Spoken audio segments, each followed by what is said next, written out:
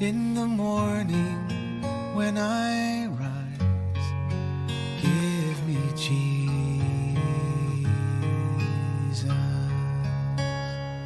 Good morning.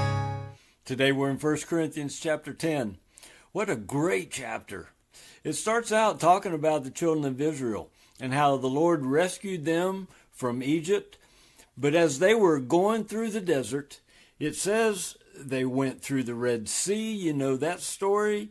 It talks about how the cloud led them, and God was the cloud by day and even fire by night so that they could follow him. And then it says in verse 4, and all drank the same spiritual drink, for they were drinking from a spiritual rock which followed them, and the rock was Jesus. Now that's pretty cool.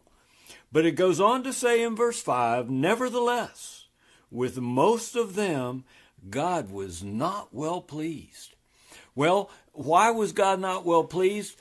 We see that clearly in Hebrews. Starting in chapter 3, verse 12, and through chapter 4, probably verse 9, 10, 11, it talks about how there is a rest in Jesus, but the children of Israel who went through the wilderness did not enter the rest because we just saw God was not well pleased with them. And why was that? Hebrews 3, verse 17, with whom was he angry for 40 years? Was it not those who sinned, whose bodies fell in the wilderness? So it was the sinners. And to whom did he swear that they would not enter his rest, but to those who were disobedient? It was the disobedient sinners. Verse 19. So we see that they were not able to enter because of unbelief. The disobedient sinners are those who do not believe. Follow on through in Hebrews to chapter 4, verse 2. It says this, indeed, we have good news preached to us, just as they had also. But the word that they heard did not profit them, because it was not united by faith in those who heard. They didn't mix the good news with faith. They didn't believe. And so God was not well pleased with them. Because this is what happens when you don't believe. You follow idols. They were immoral. And they tempted the Lord. And they grumbled among themselves. But now look at verse 13. No temptation has overtaken you, but such as is common to man. We all face the same kind of temptations. God is faithful, though. He will not allow us to be tempted beyond what we are able.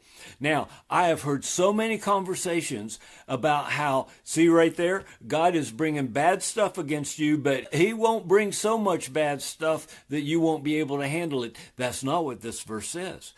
The enemy comes against us. When you leave yourself vulnerable to the enemy, the temptations come at you strong. But God is faithful. Here's what he does.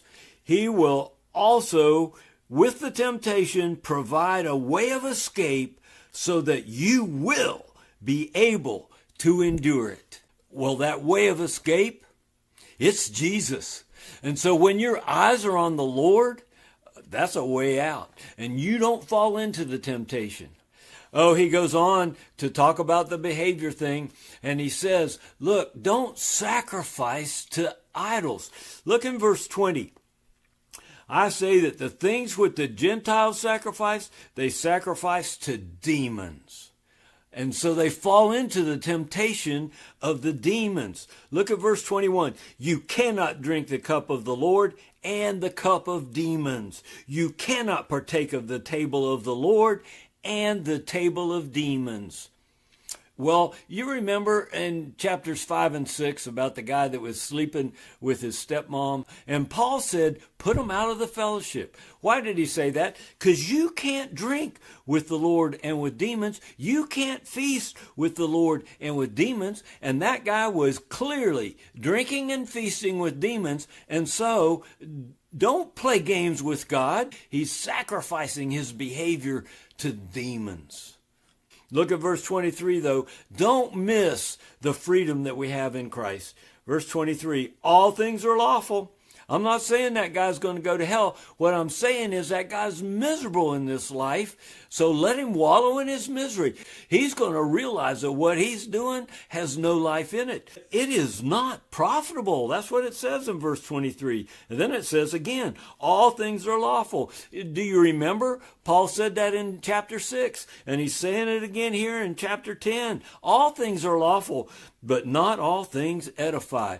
Oh, we're supposed to build up ourselves in our behavior and others by the things we do and the things we say. Give no offense, that they may be saved. Let the love of God fill you so much that it overflows to others. Behold that today. We'll get together and talk about communion, the bread and the wine that we eat and drink to celebrate what Christ did to set us free. I look forward to being with you tomorrow. God bless you. Give me Jesus. Give me Jesus. You can have all this world, but give me Jesus.